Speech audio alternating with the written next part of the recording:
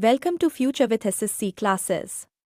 तो आज के इस वीडियो में हम एसएससी जीडी की प्रिपरेशन करेंगे और अभी तक आपने चैनल को सब्सक्राइब नहीं किया है तो सब्सक्राइब कर लीजिए। चलिए शुरू करते हैं। ये क्वेश्चन मैंने आपको होमवर्क दिया था, आई होप आपने ज़रूर आंसर दिया होगा।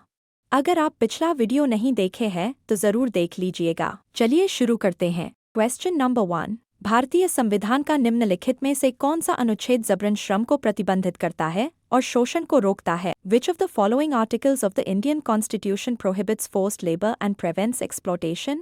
A. अनुच्छेद 20, B. अनुच्छेद 19, C. अनुच्छेद 25, D. अनुच्छेद 23। इसका सही जवाब है अनुच्छेद 23। भारतीय संविधान के अनुच्छेद 23 के बारे में ज़रूरी बातें। यह अनुच्छेद मानव तस्करी, बेगार और बंधुआ मजदूरी जैसे सभी तरह के जबरन श्रम को प्रतिबंधित करता है। इस अनुच्छेद का उल्लंघन करने पर कानूनी कार्रवाई होती है। इस अनुच्छेद के तहत आप किसी भी बच्चे से काम नहीं करा सकते हैं। यह अधिकार नागरिकों और गैर नागरिकों दोनों के लिए लागू होता है। यह अनुच्छेद लोगों को राज्य के कार्यों के साथ साथ निजी व्यक्तियों के कार्यों से भी सुरक्षा देता है। हालांकि राज्य सार्वजनिक उद्देश्यों के लिए अनिवार्य सेवा लागू कर सकता है। ऐसी सेवा में राज्य धर्म, जाति, वर्ग या लिंग के आधार पर भेदभाव नहीं कर सकता। इस अनुच्छेद का मकसद लोगों की अंतर्निहित गरिमा और अधिकारों को मान्यता देना और ऐसी प्रथाओं के खिलाफ सुरक्षा सुनिश्चित करना है। भारत में कृषि, ईंट निर्माण और कालीन बुनाई जैसे उद्योगों में जबरन मजदूरी के सबसे बुरे रूप देखने को मिलते हैं। चलते हैं अगले क्वेश्चन पे। क्वेश्चन नंबर 1, निम्नलिखित में से कौन सा प्राचीन स्थल भारत स्थित नहीं है? Which of the following ancient sites is not located in India? A. हुंसकी, B. Hallur, C. Inamgaon, D. Mehrgarh. इसका सही जवाब है मेहरगढ़। मेहरगढ़ के बारे में। मेहरगढ़ भारत में नहीं बल्कि वर्तमान पाकिस्तान में स्थित है। हुंसकी, हल्लूर, इनामगांव ये भारत में है। हुंसकी भारत के कर्नाटक राज्य में स्थित एक प्राचीन स्थल है।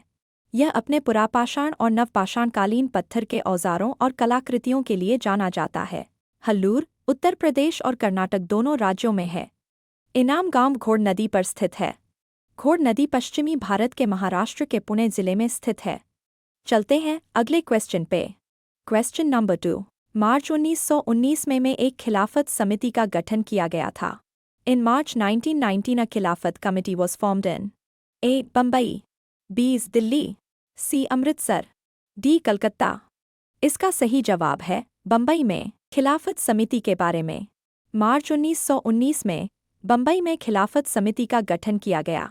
इस प्रकार देशव्यापी आंदोलन के लिए आधार तैयार किया गया था। इस आंदोलन की शुरुआत के बाद 23 नवंबर 1919 को दिल्ली में खिलाफत सम्मेलन आयोजित किया गया था। इस सम्मेलन के अध्यक्ष महात्मा गांधी थे। इस आंदोलन में ब्रिटिश सामानों के बहिष्कार का आह्वान किया गया था। चलते हैं अगले क्वेश्चन पे। क्वेश्चन नंबर 3, मणिपुरी नृत्य का प्रमुख विषय है।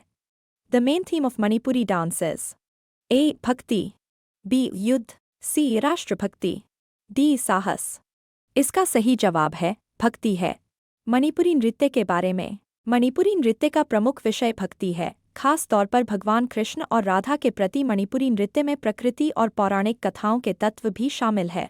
मणिपुरी नृत्य की उत्पत्ति पूर्वोत्तर राज्य मणिपुर में हुई थी और मणिपुर का शास्त्रीय नृत्य मणिपुरी नृत्य है। यह भारत के प्रमुख शास्त्रीय नृत्यों में से एक है। यह नृत्य मणिपुर राज्य में उत्पन्न हुआ था। इसका नाम मणिपुर राज्य के नाम पर ही पड़ा है। इसमें राधा और कृष्ण के प्रेम प्रसंगों को प्रमुखता से दिखाया जाता है। चलते हैं अगले क्वेश्चन पे। क्वेश्चन नंबर 4, 1540 में कन्नौज के युद्ध में निम्नलिखित में से कौन पराजित हुआ था? Who among the following was defeated in the Battle of Kannauj in 1540? A. Humayun, B. Akbar, C. Hemu, D. Sher Shah.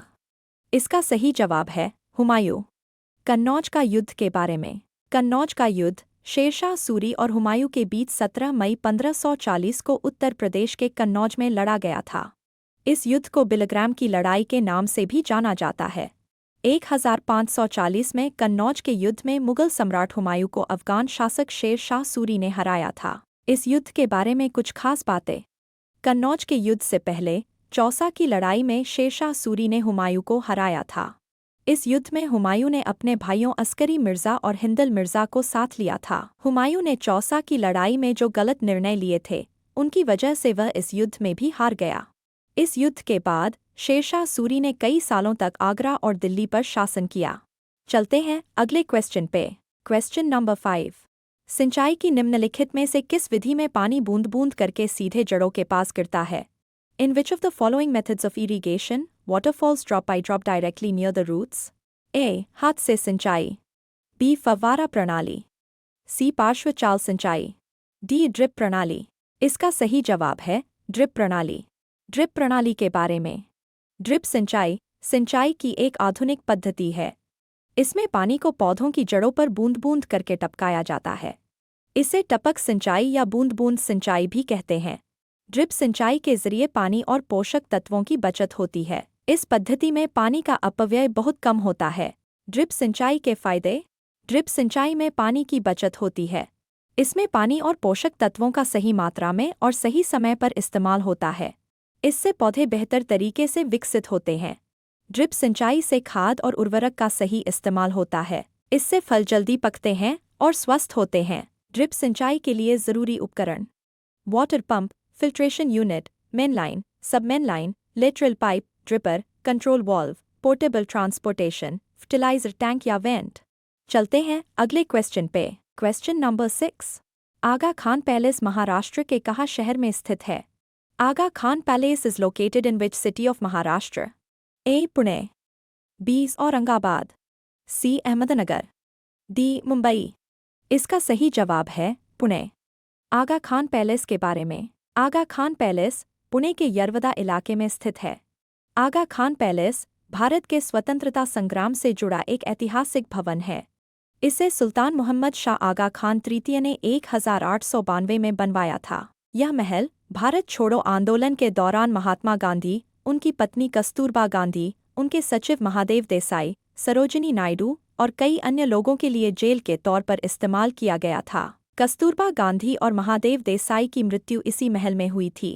1969 में आगा खान चतुर्थ ने इसे भारत सरकार को दान कर दिया था। चलते हैं अगले क्वेश्चन पे। Question number 7। क्रिकेट विश्व कप 1983 निम्नलिखित में से किस स्थान पर आयोजित किया गया था? Cricket world cup 1983 was held at which of the following places?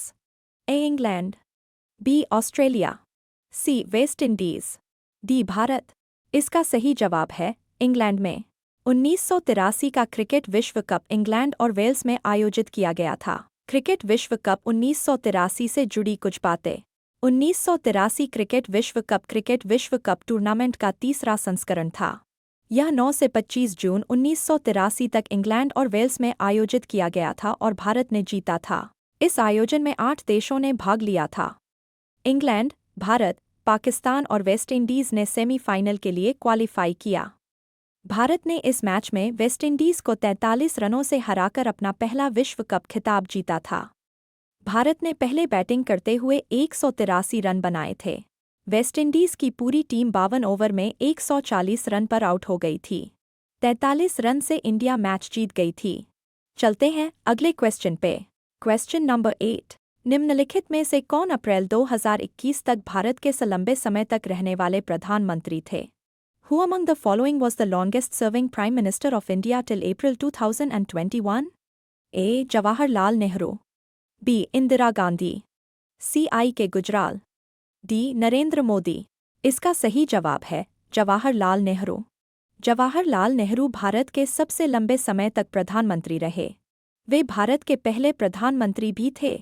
वे 17 साल तक प्रधानमंत्री रहे। उनका जन्म 14 नवंबर 1889 को इलाहाबाद में हुआ था। भारत के कुछ और प्रधानमंत्रियों के बारे में जानकारी। इंदिरा गांधी प्रधानमंत्री बनने वाली पहली और एकमात्र महिला थीं। राजीव गांधी भारत के सबसे युवा प्रधानमंत्री बने। वे 1984 से 1989 तक प्रधानमंत्री रहे। गुलज़ारी लाल नंदा सबसे कम समय तक प्रधानमंत्री रहे। वे जवाहरलाल नेहरू के निधन के बाद 27 मई 1964 से 9 जून 1964 तक प्रधानमंत्री रहे। चलते हैं अगले क्वेश्चन पे। Question number 9। किचेरी एक फसल उत्सव है और इसमें अनुष्ठानिक स्नान शामिल है, जिसे प्रमुख रूप से में मनाया जाता है। Kicheri is a harvest festival and involves ritual bathing, which is majorly celebrated in A. Madhya Pradesh, B. Haryana, C. Uttar Pradesh, D. Gujarat। इसका सही जवाब है उत्तर प्रदेश। किचेरी फसल उत्सव जुड़ी कुछ बातें। किचेरी भारत के उत्तर प्रदेश में प्रमुख रूप से मनाया जाने वाला एक फसल उत्सव है। इस उत्सव को खीर चावल मेला के नाम से भी जाना जाता है और यह हिंदू कैलेंडर के अनुसार कार्तिक महीने अक्टूबर से नवंबर के दौरान मनाया जाता है। इस उत्सव में गंगा, यमुना और सरयू जैसी पवित्र नदियों में अनुष्ठानिक स्नान शामिल है।